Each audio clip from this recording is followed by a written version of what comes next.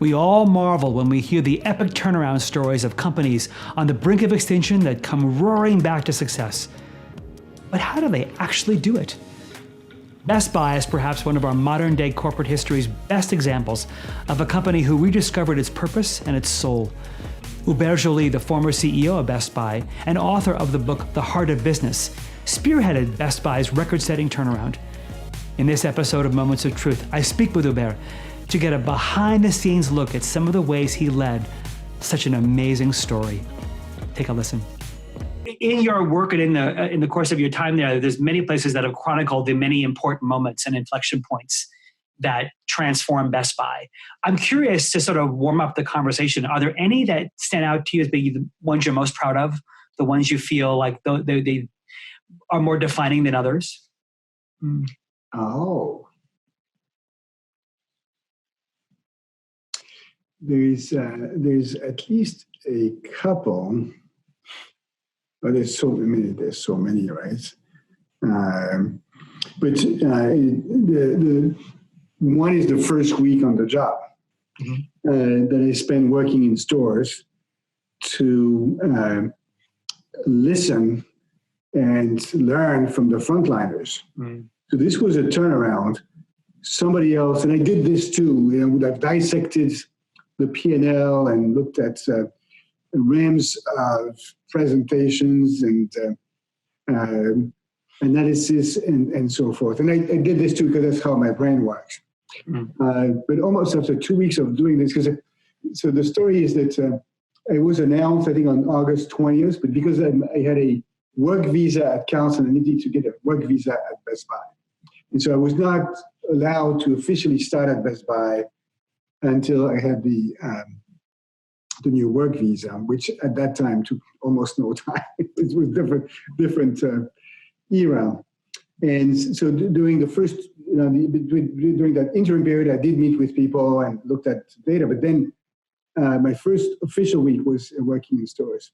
Then the store manager, Noska, we used to call him by his last name, said, they're giving me from headquarters like 40 or 50 KPIs to follow. This is madness. How can I manage 40 or 50 KPIs? So that is what led us to simplify and say, we only have two problems at Best Buy. Revenue has been going down and margins have been going down. Only two problems. How hard can it be to solve two problems? If we had 5 problems, I don't know, but 2, how hard can it be? And we all align around that. And if you ask anybody at Best Buy who was at Best Buy at the time, what were the 2 problems you were trying to solve? Everybody would know. Yeah. So I felt, and there was a few other things I learned, but it felt like I learned a lot. It influenced what we're going to do. It also signaled that we were all working for the frontliners, and the frontliners felt that we were here to help them win. The transformation you led is certainly historical. I mean, on every metric, you've just moved the company needle. And so I want to dive into the purpose-driven nature of what you created in the organization, because that I think is one of the most stunning. You said in one of your shareholder letters, at the core of our turnaround and growth strategy was the decision to operate the company with the belief that we will do well by doing good. And you follow that by saying, simply put, purposeful leadership recognizes that all companies are human organizations composed of individuals working together for a collective purpose. And the magic, love that word, happens if you connect what drives individual employees to the purpose of the company in an authentic fashion. Beautiful words, so much harder to do than say. And in a sort of a retail electronics environment, how did you do it? What were the very tangible things you did so that people could live out their purpose in their work and feel that connection? Yeah, and Ron, we only got to that 3 or 4 years into the turnaround, as we discussed briefly the other day.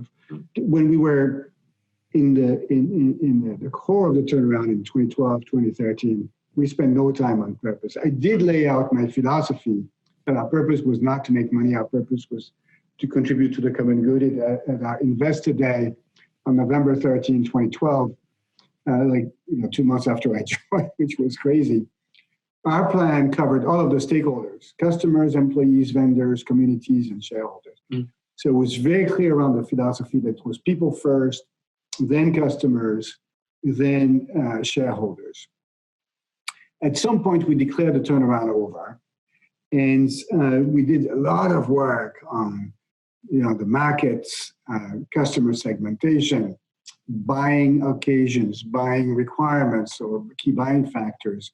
We chose a target segment. We chose our value proposition.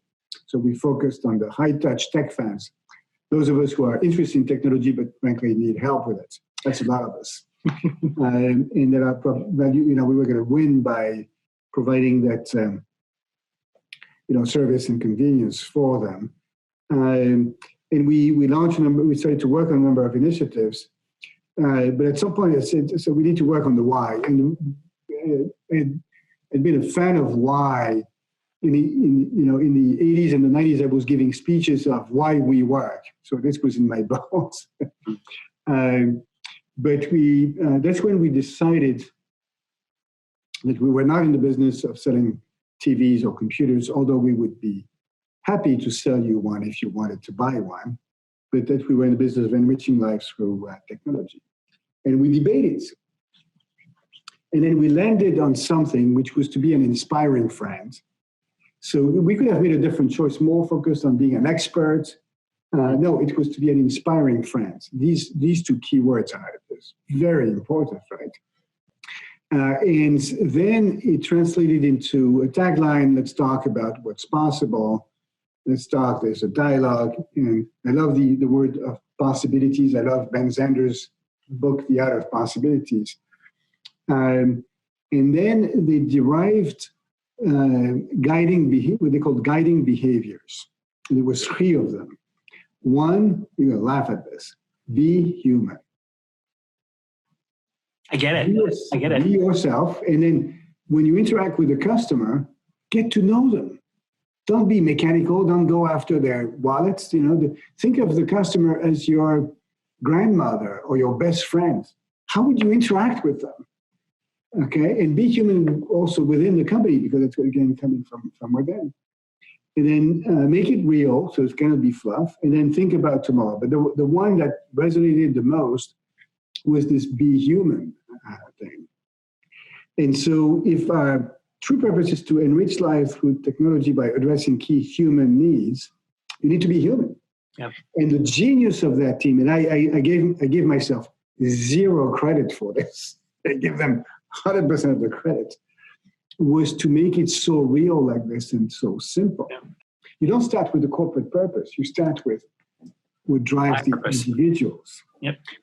One of the other things you said was, we believe that great things happen at companies when individuals feel a sense of purpose. But you said work is not about attempting to achieve perfection, but they want people to develop mastery and human connections. We believe performance is growth come from accepting or embracing our imperfections and our vulnerabilities, which has dramatic implications for accountability.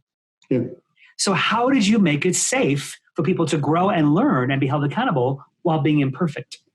3 months after I joined the company, so maybe around December 1st, I told my team, the executive team, look, this turnaround is going to be hard, right? Just let's be clear.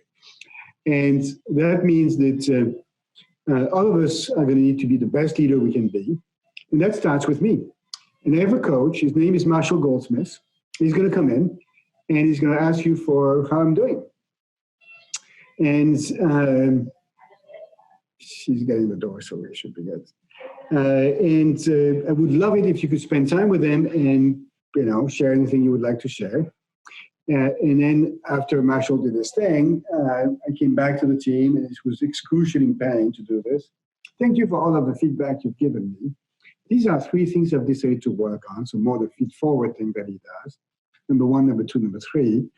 And, my name is Hubert, and I'm going to need your help. And they provided the help, because this was a group of genuine people. Some of them were a bit surprised that I would do this, but it set a tone. Oh my God, the CEO, who's been recruited, very expensive, and is like the turnaround expert, he's saying he needs to work on something. That's crazy. Mm-hmm. And now at Best Buy, everybody on the executive team and beyond, many people have coaches. Mm-hmm. If you run into an executive at Best Buy, you can ask him. Once you ask him, what are the 2 things you were working on initially? Say, what are you working on, to get better at? And the impact is extraordinary because then you ask each other for help. Oh, you're working on this, I'm working on that, so we can help each other. The second story is how I've evolved to do performance reviews. Okay, so Please tell me. It's been such a journey for me. There's all sorts of instruments you use. So you do 360s, and then I remember at Carlson we would do 360s. So as the boss, I would be asked to rate, this gentleman, and he would himself rate himself, and then everybody else would rate him. And I got into a debate around, because there was one who had put himself at 5 everywhere. I said, you're sure? I think you're a 3 here, maybe a 4 here, but it's a completely useless debate. There's this great book, 9 Lies About Work, that you may have read.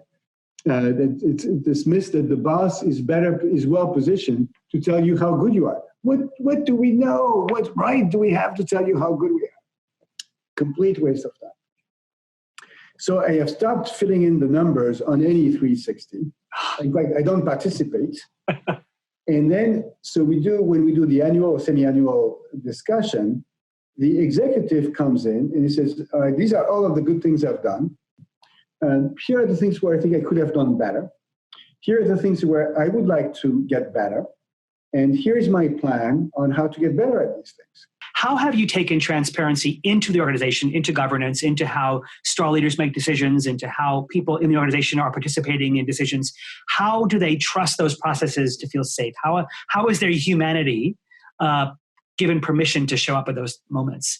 Yeah, so clarity of decision-making was another very important milestone. And I do believe that the difference between great leaders and good leaders sometimes is the quantity of their decision rather than the quality of their decision, because everybody is good, right? But and if you make a lot of decisions, you can always change them, right? Yep. Change course. It's what I call the bicycle theory. It's very hard to direct a bicycle at standstill. You fall. But if the bicycle is moving, it doesn't matter if it's not in the right direction. You just adjust course. Right. But as we left the Bermuda Triangle of certain death, my role had to change completely. So there was 2 things that was really essential to help us there. One was to spend time on who is the best position at the company to make the decision. And it started with me declaring what decisions I want to make. I didn't say get involved in, but make. Very few decisions. One of the many inspiring stories I read about some of the recent results, obviously, you achieved your 2021 revenue goal 2 years ahead of time. That had to be an extraordinary milestone to reach. But that really made my heart beat faster when I read about your teen tech centers. What an the intersection of so many extraordinary things. Yep. Talk about that, how it came to be, what an incredible fingerprint on the communities you serve in. Where did it come from? How's it going? How's it working? So in my view, everything you do at the company should be aligned with who you are as a company and your purpose. Sometimes people have a corporate social responsibility program that does all sorts of things that are good, but not aligned with the purpose. And it's almost something that's on the side that's usually managed by the communications team. And it doesn't feel real. And it's back to your point of, you use the term unity and you use the term alignment. And so within corporate social responsibility, we have a big effort, of course, on the environment. So we're trying to reach carbon neutral. Every company does that, and we're very proud of what we're doing. The teen tech centers, fit very nicely because it's about enriching lives through technology. So this is about helping disadvantaged kids learn new skills, technology skills, and a path to a job, and or higher education. It leverages our relationship with the vendors, right? Because we're getting all of the foremost tech companies in the world to help us with that. And then it can involve our employees who can volunteer. The delivery of the teaching process is done in partnership with another company, so it's not mainly done by Best Buy staff, but they can volunteer in these teen tech centers. And of course, as we have been reminded in the last months, business needs healthy communities. Yeah. And the issue of Black inequality and racial injustice is, I think, it's going to be one of the defining issues of the next. It's been a defining issue of our last 2 centuries, but there's going to be I hope we can solve this in the next 10 or 20 years. So, Hubert, if a CEO came to you and was a newly appointed CEO, was just beginning her journey at the helm, and wanted to learn or emulate from your journey at Best Buy, maybe she's preparing for a turnaround or she's trying to shape a more genuinely purpose-driven company, what would you tell her your opening move should be? What advice would you give her to say your first 2 things you need to do are? How would you guide her or advise her? Well, I would say in this time of crisis when we were sheltering in place, you couldn't go outside, so you had to go inside. It's something I learned from Hortense, because she published something on that. So be really clear about, who you are and what kind of a leader you want to be. Write your obituary or your retirement speech. And I bet you it's not going to be about the TSR. Hubert, this has been such a delight. What an incredible conversation. I'm so grateful for your generosity and your story. Thank you for taking the time to do this. And your thoughts are, the way I'm looking at page 3, right, of your summary, it's so powerful. Well, thank you. I'm something great. I'm hoping it will change the world. It's time for more honest and just and purposeful companies. What does it take to be a successful leader at a world-class organization, to both develop yourself and others? In this episode of Voices, Khalil Smith talks with Katya Andresen, Senior Vice President of Card Customer Experience at Capital One, to understand how she's worked on creating space for others to speak up and be heard, while working on letting go of the search for perfection. Take a listen.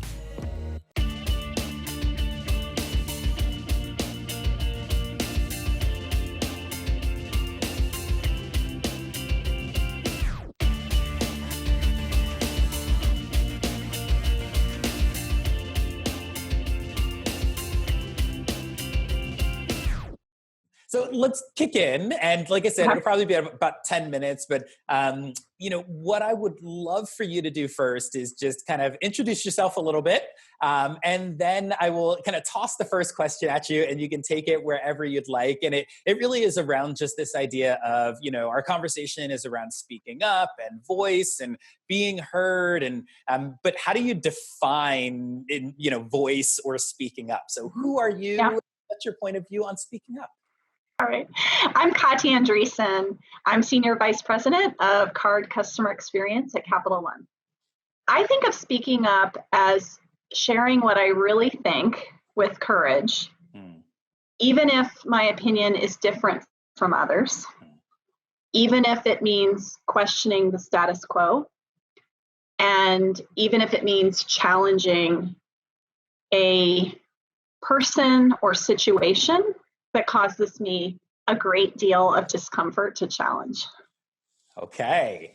It sounds like you've thought about this a little bit over the years and probably had to experience it quite a bit as well. So where does some of that definition come from and how have you kind of integrated that into your style and your leadership and your career?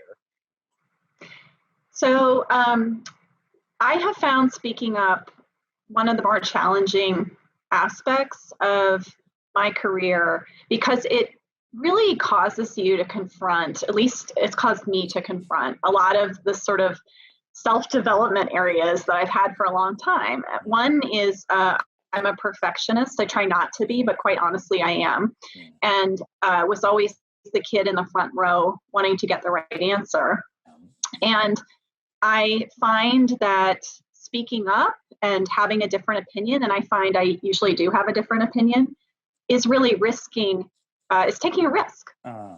And when you're taking a risk, you can't be perfect. Wow. And so, it really causes me to exert a kind of courage I think is really necessary to my own development. It's safe not to speak up. It's safe to go with the flow. It's safe to conform. But I have found that if I keep truing back to my values and my sense of purpose, I can find a far more powerful counteracting influence than feeling like I want to be the person who's accepted and instead be the person who wants to make a difference. Because that's the greater part of me, is the one who wants to change things, who wants to make things better, who wants to confront things that are just wrong. And I've been on a real journey to tap into that, which is far more important to me than getting things right. But I'm a work in progress, I think, like most people. Yep. And I had a lot of ingrained behaviors from my education and, early work experiences that led me to be more insecure and less outspoken than I would have liked.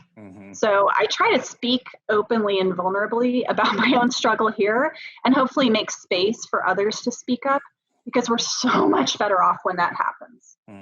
Tell me a little bit about how you make that space for others. And I definitely want to come back to kind of your journey from, because I obviously we all have our own journey, but I resonate so strongly with that, like always wanting to be right, always wanting to be good, wanting to get that, like, proverbial pat on the head from the teacher or the parent or the boss or whomever. And I think as you rise through the levels of an organization, that doesn't necessarily go away, but the power dynamics do shift. But I'd love to understand, coming from the position that you have and this high degree of self-awareness and all of that, how have you used that to inform the way that you lead and the way that you create space for others to speak up? So I think there are a few elements to it. The first is what I model, actually. And so there's a wonderful turn of phrase. I wish I could say it was mine. It's not, and I don't even know who to quote, but someone said, now that you don't have to be perfect, you can be good. And I think to accomplish good, you have to be imperfect. And if you model that, you actually create the space for others to take risks. It's a lot of the principles around psychological safety. But I think if I set a tone of, the places that I feel uncomfortable, or I talk openly about things that aren't perfect or areas where I'm taking risk, and I show up that way, others are more able to meet me in the space. I recently I've been doing a series of roundtables with associates at different levels of my organization because I just miss spontaneous interaction. Yep. And it's really tricky when I have people who just joined the company out of college on a call with me, right? And so I had one yesterday, and it was all these brand new people. And, I'm sure it's very intimidating for them. Yeah, right? For you, and you're so oh, it's just me. No, it's fine. I'm totally approachable. That's how I know you. But for all these other people, they're like, oh my gosh. Right. So the first thing I do is I try to show up vulnerably myself. So we were there just to chat and talk about the year and reflect and connect. But I start by talking about how hard 2020 has been for me and some of the things that I've struggled with. And then I make a point of saying, I'd love to hear and learn from you what it's been like for you, highs and lows. This is not a conversation where I'm looking for everyone to tell me they have it all together and that they've never had such a high achieving year in their professional history. I imagine you're experiencing some of the things I am, or maybe different things, but let's talk about that. And I think by modeling that I myself don't have all the answers, I myself have my struggles, it starts to create some room for people to feel safe coming forward.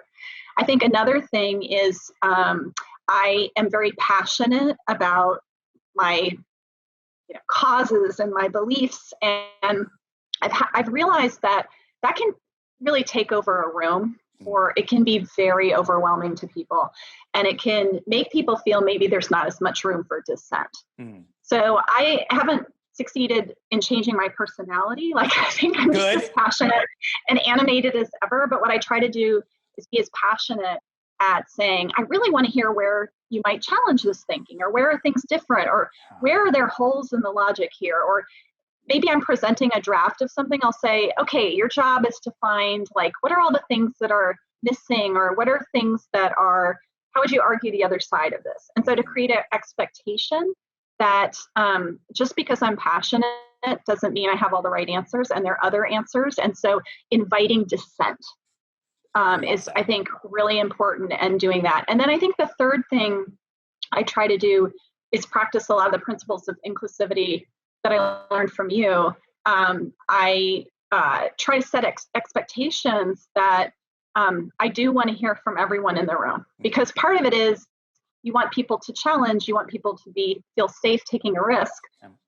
but you want that to be true for everyone as much as you can. And so back to my associate roundtable experience, I kind of warned people. I said, I want to hear from everyone today. Everyone doesn't have to answer every question I'm going to ask, but if I don't hear from you by the time the last 10 minutes roll around, I'm going to call on you because I want to be inclusive. Yeah. My last question is the big one. If you could, knowing that, and fingers crossed, that we will go back into offices and things will, in a lot of instances, potentially go back to how they were before. If you could change something or keep something or adjust something as it relates to speaking up and creating that environment where people both feel comfortable speaking up and are encouraging others to speak up, like, what do you want to see in 2021 and 2022 and beyond? Like, if you could have your wish, what would it be? That's a great question. I think in terms of what I could take away from the last year, besides being glad it's over, I think that, or almost over, I think that being remote all the time made me realize that there's real work in connecting with people, in, showing self-compassion and compassion for others, and building trust, right? I felt like on all of those, I had to be so much more intentional. I had to be so much more thoughtful about it. And I had to design practices in my work and other things to create psychological safety, which I think is so important, to create inclusion, which is so important, to encourage speaking up, which is so important, because it didn't seem as easy as it had been when we were in the office. Now, as I was doing that, I realized, oh, you know what? I don't think I was doing these things as well before. And it's only because it just seemed like they were happening, because you're just sort of moving through the world and interacting with people. And surely there was psychological safety. Surely there was, room for inclusivity and everyone speaking up, and trust was everywhere. Right. And I think having everything shaken up and having everything turned on its head and having to figure out a new way to interact made me really think fundamentally about interaction. And so I want to take that back into the physical world when we get back there, and really try to bring that kind of thoughtful intention to everything that I do. I think it really was a wake-up call on how we can't take for granted how important it is to it's lifelong work to create these environments, to create great teams. And then I think above all, Khalil, like when I think about the year, this sounds so sappy, but I think it's so profoundly true. I just kept coming back to, wow, if nothing else, leadership's about compassion. And I learned a lot of lessons about self-compassion, which I'm not very good at. I'm good at self-judgment, but I'm working on self-compassion. But when I am more compassionate to myself, I'm far more compassionate and effective as a leader with others. And that compassion goes such a long way. I'm such a person who wants to fix everything. I'm such a person who wants to find the answer to the problem. But really being there for people and expressing compassion is so profoundly important. And so I hope I'll go into 2021 as a more compassionate leader, and as one who's just way more thoughtful about the way I show up, the environment I'm creating, the practices around it. And I hope I put the same energy I had to put that into it when we were remote as when we're there in person, and just not take any of it for granted. I love that. Love that. Well, I hope that it is so much easier for all of us in all of the good ways, and that we can continue to be incredibly and increasingly intentional in a bunch of those other ways. But Katya, thank you so much for your time. I know you are always running, and I know you've got so many things kind of going on at any moment in time. And so it's incredibly special for you to be able to share your insights and your thoughts and the things that you've collected over what is not even close to a complete career, but what has been an incredible career. So as I always love connecting with you, and I'm glad that some others have gotten to eavesdrop in one of our many wonderful conversations. Thank you. It's such a gift knowing you. It's helped me learn so much, and I am always happy to make time for these conversations. They give me a chance to reflect in really important ways. Love it. All right, I will talk to you very, very soon. Thank you. Thanks, Katya. Bye.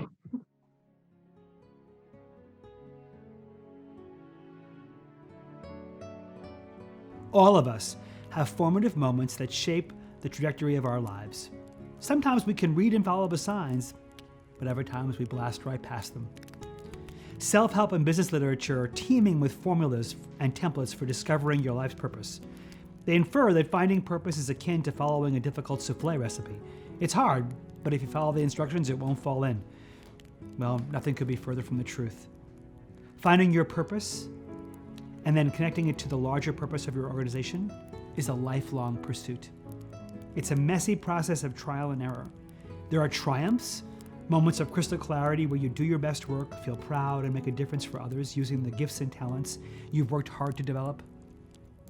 And there are misfortunes, moments of heartbreaking failure, horrific bosses, endless struggles to cultivate skills you feel you'll never grasp, years trying to get someone to notice your passion and contribution while feeling invisible, and dark, lonely nights spent feeling inadequate, rudderless, and futile. That's all part of a journey toward finding and living our purpose. It's all necessary. And if you want to live a gratifying life of meaning, it's all worth it. Till next time, keep leaning into your moments of truth so that you can be the example of what it means to be honest.